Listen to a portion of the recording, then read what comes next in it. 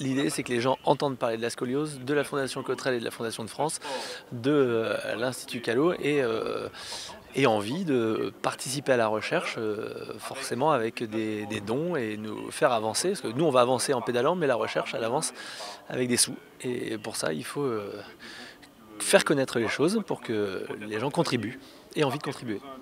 Un peu angoissée, mais on verra. Je pense que ça ira. Pas de souci pour moi. En tout cas, les bras ils vont tenir.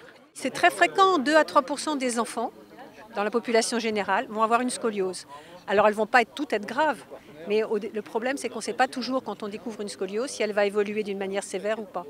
Donc en fait le travail de la Fondation c'est d'arriver à trouver des tests qui permettront de reconnaître que cette scoliose-là va évoluer, celle-là ne va pas évoluer. Mais à partir du moment où on sait que la scoliose va évoluer, elle doit être suivie très très régulièrement. Donc l'intérêt du dépistage très précoce. Malheureusement, ce n'est pas bien fait par le système de santé. Donc il faut vraiment que ce soit les parents qui le fassent.